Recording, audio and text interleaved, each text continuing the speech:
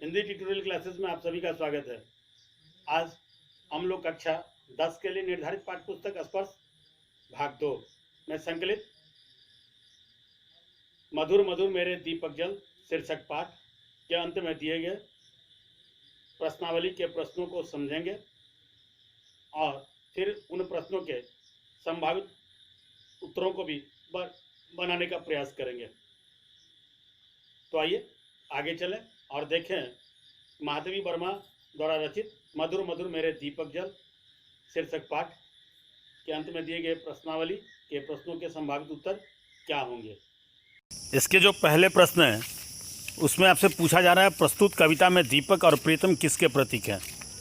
मतलब ये कि इस कविता में ये जो दो शब्द हैं दीपक और प्रीतम, इन दोनों शब्द का प्रयोग किन के लिए किया गया है, किस अर्थ में किया गया है, ये सवाल आपसे पूछे जा रहे हैं और इसके जवाब आपको लिखने हैं।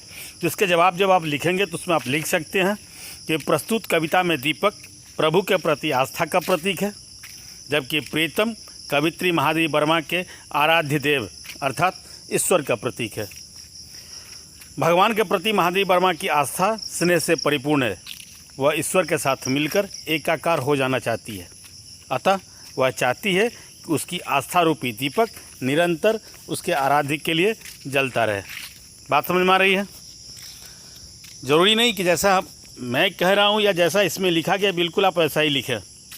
आप चाहें तो अपने शब्द बदल सकते हैं, आप इसको दूसरे तरीके से भी लिख सकते हैं, पर अर्थ वही होनी चाहिए, भाव इसके वही होनी चाहिए। शब्द भले ही आपके अलग हों, तो इतनी छूट तो आपको है कि आप इस चीज़ को अलग तरीके से भी लिख सकते हैं, उसमें कोई दिक्कत नहीं है। क्लियर, बात समझ में आ रही है। चलिए अब चलते हैं अब इसके अगले प्रश्न की ओर। अब इस पाठ के दूसरे प्रश्न को देखें तो दूसरे प्रश्न में पूछा जा रहा है कि दीपक से किस बात का आग्रह किया जा रहा है और क्यों। सवाल एक बार फिर समझें कि दीपक से किस बात का आग्रह किया जा रहा है और क्यों। तो इसके जवाब में आप लिखेंगे कि प्रस्तुत कविता में दीपक से आग्रह किया जा रहा है कि वह हमेशा जलता रहे, कारण यह दीपक कवित्री की आस्था और भक्ति की दीपक है।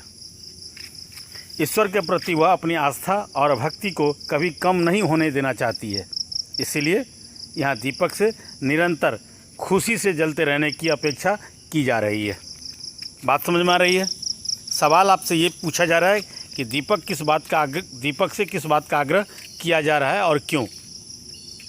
ठीक है, तो इसके जवाब में आप लिखेंगे कि प्रस्तुत कविता में दीपक से यह आग्रह किया जा रहा है कि वह हमेशा जलता रहे, कारण यह दीपक कवित्री की आस्था और भक्ति की दीपक है।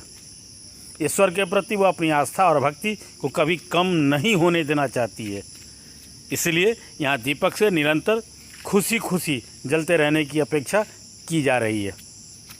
बात समझ में आ रही है। चलिए अब इसके अगले प्रश्न की ओर चलें।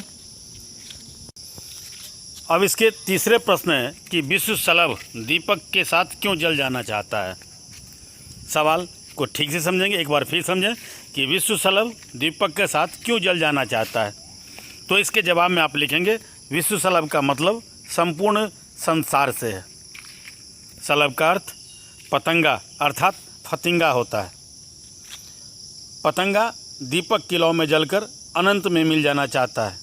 वह दीपक की तरह अपने आप को उसकी लौ में मिटाकर अनंत में मिल ईश्वर से एकाकार हो जाना चाहता है। आज संसार के लोग भी शलभ की भांति आस्था रूपी दीपक में अपने अहंकार को जलाकर भगवान को पा लेना चाहते हैं। बात समझ में आ रही है। सवाल एक बार फिर समझे कि विश्व शलभ दीपक के साथ क्यों जल जाना चाहता है। तो इसके जवाब में आप लिखेंगे विश्व शलभ का मतलब संपूर्ण संसार से है। शलभ का अर्थ पतंगा अर्थात फतिंगा होता है। पतंगा दीपक की लौ में जलकर अनंत में मिल जाना चाहता है।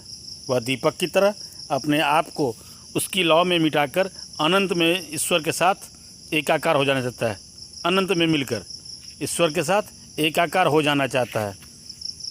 और आज संसार के लोग भी शलभ की भांति आस्था रूपी दीपक में अपने अहंकार को जलाकर भगवान को पा लेना चाहते हैं।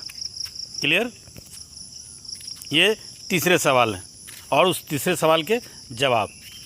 ज़रूरी नहीं कि जैसा इसमें कहा जा रहा है बिल्कुल आप वैसा ही लिखें, आप थोड़े अलग तरीके से भी लिख सकते हैं। बात समझ में आ रही कि नहीं आ रही है? चलिए अब चलते हैं इसके चौथे प्रश्न की ओर चलते हैं। इसके चौथे प्रश्न में पूछा जा रहा है कि आपकी दृष्टि में मधुर मधुर मेरे दीपक जल कविता का सौंदर्य इनमें से किस पर निर्भर है? शब्दों की आवृत्ति पर अथवा सफल बिंब अंकन पर। सवाल फिर एक बार समझें कि आपकी दृष्टि में मधुर मधुर मेरे दीपक जल कविता का सौंदर्य इनमें से किस पर निर्भर है? शब्दों की आवृत्ति पर अथवा सफल बिंब के अंकन पर, या फिर दोनों पर। मतलब ये कि इसमें आपसे सवाल ये किए जा रहे हैं, आपसे ये पूछे जा रहे हैं कि ये जो मधुर मधुर मेरे दीपक जल शीर्षक जो कविता है, इस कविता की जो सुंदरता है वो किस चीज़ पर निर्भर करती है? जो उसमें एक शब्दों की आवृत्ति, एक ही शब्द बार बार को लाया गया है, एक ही शब्द को, उसके ऊपर इसकी सुंदरता निखर के सामने आती है, या फिर इसके बिंब के आधार पर। बस इसी को लिखना है। आप क्या समझ पा रहे हैं ये आपको बताना है, तो इसको आपको लिखना है। तो इसके जवाब में आप लिखेंगे कि मधुर मधुर मेरे दीपक जल शीर्षक कविता का सौंदर्य शब्दों की आवृत्ति और बिंबों के सफल अंकन दोनों पर निर्भर है।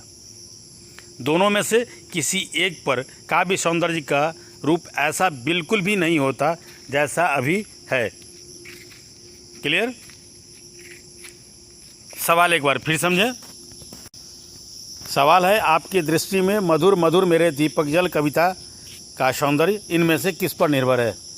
तो इसके क्लियर है? तो इसमें पहला है शब्दों की आवृत्ति पर, सफल बिंब के अंकन पर, अथवा दोनों पर। क्लियर? तो इसके जवाब में आप फिर लिखेंगे मधुर मधुर मेरे दीपक जल शीर्षक कविता का सौंदर्य शब्दों की आवृत्ति और बिंबों के सफल अंकन दोनों पर निर्भर है, या दोनों पर निर्भर करते हैं। दोनों में से किसी एक पर काव्य सौंदर्य का रूप ऐसा बिल्कुल भी नहीं होता जैसा अभी है। क्लियर? अब इसके पांचवें प्रश्न है कि कवित्री किसका पथ आलोकित करना चाह रही हैं? सवाल एक बार फिर समझें। कवित्री किसका पथ आलोकित करना चाह रही हैं? तो इसके जवाब में आप लिखेंगे कवित्री उस पथ को आलोकित करना चाह रही हैं जो पथ उनके प्रियतम अर्थात आराध्य तक जाती है, ताकि उनका उन तक पहुंचना आसान हो जाए। कारण अंधकारमय पथ से प्रियतम तक पहुंचना या पहुंच पाना असंभव है। इसीलिए उस पथ पर छाए हुए अंधकार और अज्ञानता रूपी अंधकार को भगाना पड़ता है। अतः कवित्री महादेवी वर्मा प्रीतम के पथ को आस्था रूपी दीपक से आलोकित करना चाहती हैं। बात समझ में आ रही है? सवाल को एक बार फिर समझें। सवाल है कि कवित्री किसका पथ आलोकित करना चाह रही हैं? तो इसके जवाब में आप लिखेंगे कवित्री उस पथ को आलोकित करना चाह रही हैं जो पथ उनके प्रियतम अर्थात आराध्य तक जाती है, ताकि उनका उन तक पहुंच पाना या पहुंचना आसान हो जाए। कारण अंधकारमय पथ से प्रीतम तक पहुंच पाना असंभव है। इसीलिए उस पथ पर छाए हुए अहंकार और अज्ञानता रूपी अंधकार को भगाना पड़ता है। अतः कवित्री महादेवी वर्मा प्रीतम के पथ को आस्था रूपी दीपक से आलोकित करना चाहती हैं। क्लियर? बात समझ में आ रही है? अब इसके छठे प्रश्न को देखें। छठे प्रश्न में पूछा जा रहा है कवियत्री को आकाश के तारे स्नेहहीन से क्यों प्रतीत हो रहे हैं? सवाल एक बार फिर समझें कि कवियत्री को आकाश के तारे स्नेहहीन से क्यों प्रतीत हो रहे हैं? तो इसके जवाब में आप लिखेंगे कि उनमें प्रकाश नहीं होने के कारण कवियत्री को आकाश के तारे करुणा, प्रेम, सहानुभूति और स्नेहहीन से प्रतीत होते हैं। बात समझ में आ रही है? अर्थात तारों के जलने के बाद भी सिर्फ इसलिए प्रकाश नहीं होता क्योंकि उसमें स्नेह और आस्था रूपी तिल का अभाव होता है। उसको भी मनुष्यों की तरह आस्था रूपी उत्प्रेरक की आवश्यकता है। बात समझ में आ रही है? सवाल को एक बार फिर समझे कि कवियत्री को आकाश के तारे स्नेहहीन से क्यों प्रतीत हो रहे हैं? तो इसके जवाब में आप लिखेंगे कि उनमें प्रकाश नहीं होने के कारण कवित्री को आकाश के तारे करुणा, दया, प्रेम, सहानुभूति और स्नेहहीन से प्रतीत होते हैं। अर्थात तारों के जलने के बाद भी सिर्फ इसलिए प्रकाश नहीं होता उनमें क्योंकि उनमें स्नेह और आस्था रूपी तेल का अभाव होता है। उसको भी मनुष्यों की तरह आस्था रूपी उत्प्रेरक तेल की आवश्यकता है। क्लियर?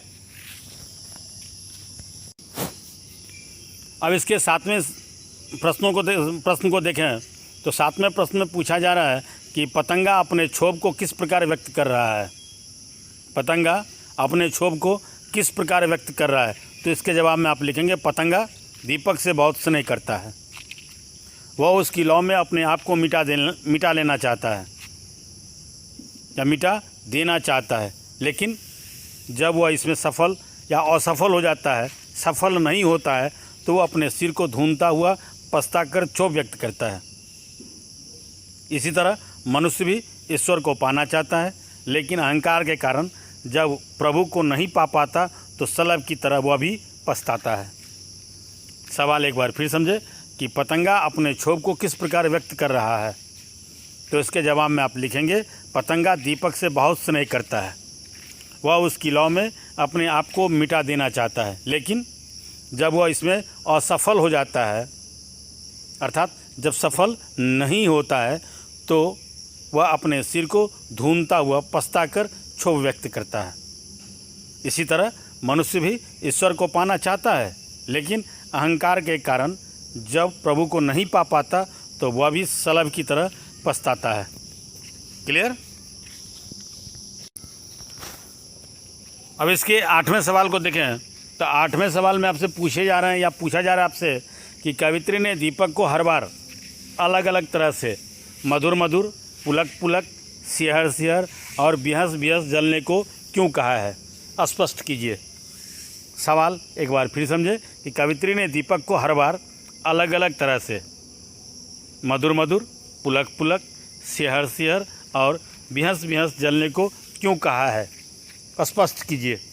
तो इसके जवाब में आप लिखेंगे इस कविता की कवित्री महादेवी वर्मा ईश्वर के प्रति प्रेम के कारण ही अपनी आस्था रूपी दीपक को जलाए रखना चाहती है। वह चाहती है कि ईश्वर के प्रति उनका स्नेह कभी कम ना हो, अतः वह दीपक को कभी मधुर मधुर, पुलक पुलक, सिहर सिहर तो कभी बिहस बिहस जलते रहने के लिए कहती हैं। मधुर मधुर में जहाँ मौन मुस्कान है, वहीं पुलक पुलक में अंतर को आह्लादित कर देने वाला आनंद। सिहर सिहर में यदि जीवन की जीवटता है, तो बिहस बिहस में मंद मनोहारी मुस्कुराहट के भाव प्रकट होते हैं। क्लियर? आठवें सवाल को देखिए, एक बार फिर समझ लें आठवें सवाल को कि कवित्री ने दीपक को हर बार अलग अलग तरह से मधुर मधुर, पुलक पुलक, सिहर सिहर और बिहस बिहस जलने को क्यों कहा है, स्पष्ट कीजिए। तो इसके जवाब में आप लिखेंगे इस कविता की कवित्री महादेवी वर्मा ईश्वर के प्रति प्रेम के कारण ही अपनी आस्था रूपी दीपक को जलाए रखना चाहती है। वह चाहती है कि ईश्वर के प्रति उनका स्नेह कभी कम ना हो, अतः वह दीपक को कभी मधुर मधुर, पुलक पुलक, सिहर सिहर तो कभी बिहस बिहस जलते रहने के लिए कहती हैं। मधुर मधुर में जहाँ मौन मुस्कान है, वहीं पुलक पुलक में अंतर को आह्लादित कर देने वाला आनंद। सिहर सिहर में यदि जीवन की जीवटता है, तो बिहस बिहस में मंद मनोहारी मुस्कुराहट के भाव प्रकट होते हैं। क्लियर? ये थे आठवें प्रश्न और उस आठवें प्रश्न का जवाब। अब इसके नौवें प्रश्न को देखें तो इसमें पूछा जा रहा है नीचे दी गई काव्य पंक्तियों को पढ़िए और प्रश्नों के उत्तर दीजिए।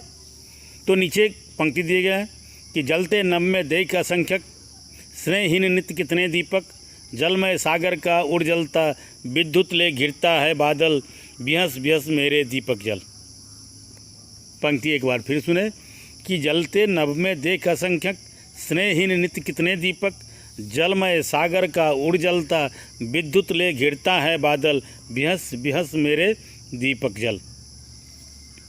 तो इसमें कहा जा रहा है ये जो पंक्ति दिए गए हैं, इन पंक्तियों के आधार पर नीचे कुछ प्रश्न दिए गए हैं, उन प्रश्नों के जवाब लिखने हैं।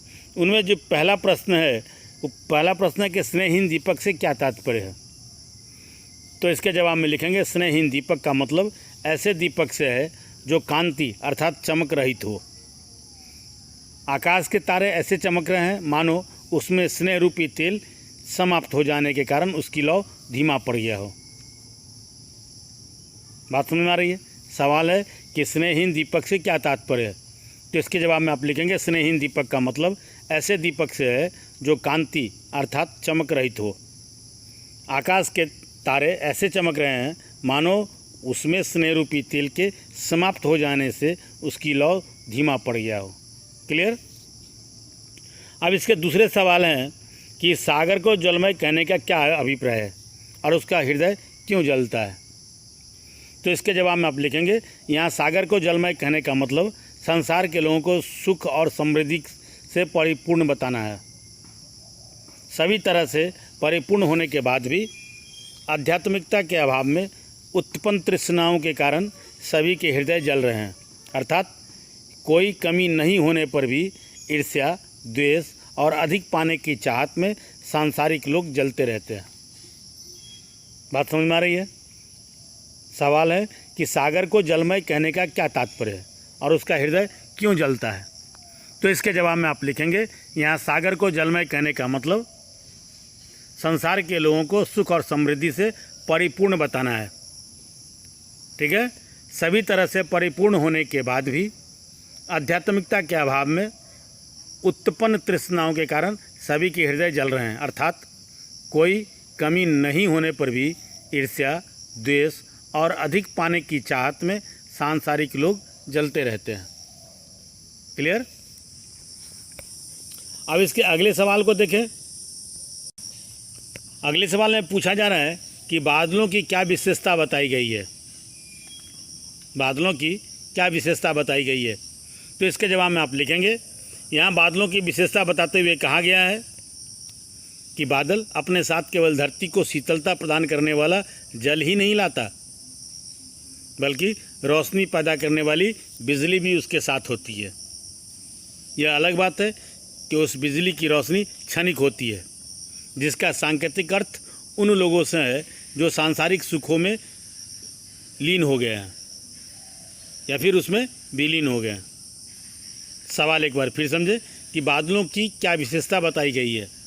तो इसके जवाब में आप लिखेंगे यहाँ बादल की विशेषता बताते हुए कहा गया है कि बादल अपने साथ केवल धरती को शीतलता प्रदान करने वाला जल ही नहीं लाता, बल्कि रोशनी पैदा करने वाली बिजली भी उसके साथ होती है। यह अलग बात है कि उस बिजली की रोशनी क्षणिक होती है, जिसका सांकेतिक अर्थ उन लोगों से है जो सांसारिक सुखों में विलीन हो गए। क्लियर। अब इसके अगले सवाल कि कवित्री दीपक को भ्यंस-भ्यंस जलने के लिए क्यों कह रही हैं। कवित्री दीपक को भ्यंस-भ्यंस जलने के लिए क्यों कह रही हैं। तो इसके जवाब में आप लिखेंगे महादेवी वर्मा दीपक को भ्यंस-भ्यंस जलने के लिए कह रही हैं, कारण कवित्री प्रभु के प्रति अपनी आस्था से संतुष्ट है।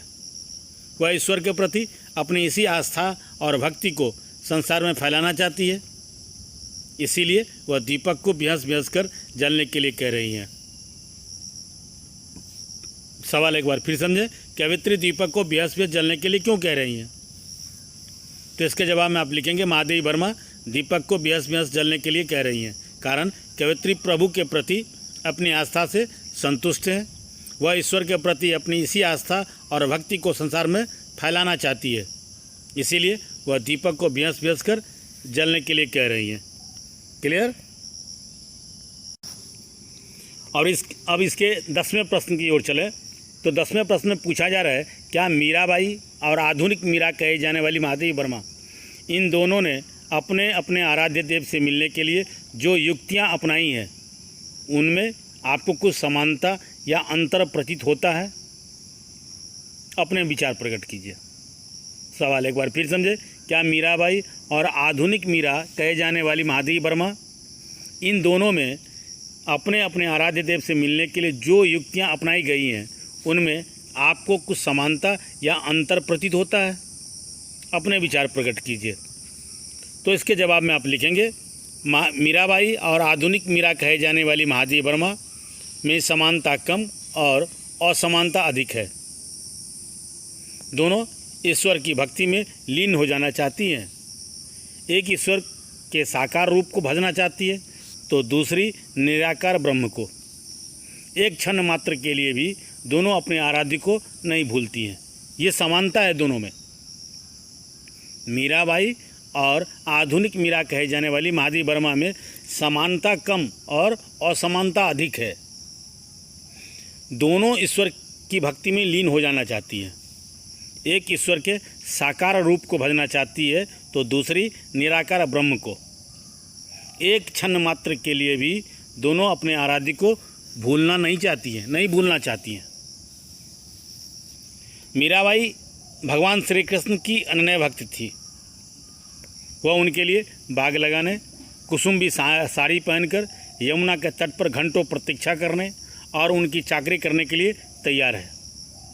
जबकि महादेवी वर्मा निराकार ईश्वर की या ईश्वर में अपनी श्रद्धा व्यक्त करती हैं तथा उनके लिए सदैव आस्था रूपी दीपक को जलाए रखना चाहती है। ये फ़र्क है।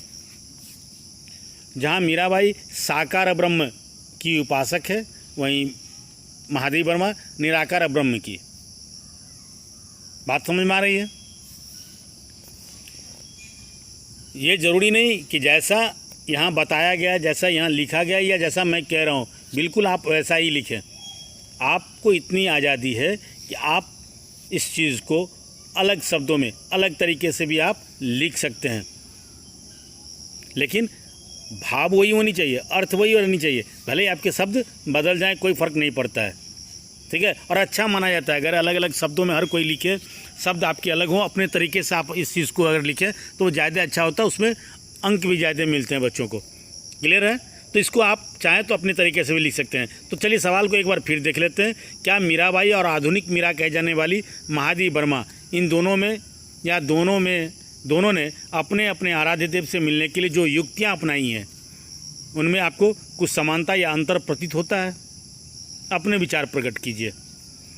तो इसके जवाब में आप लिख सकते हैं कि मीराबाई और आधुनिक मीरा कहे जाने वाली महादेवी वर्मा में समानता कम और असमानता अधिक दिखती है। दोनों ईश्वर की भक्ति में लीन हो जाना चाहती है। एक ईश्वर के साकार रूप को भजना चाहती है तो दूसरी निराकार ब्रह्म को।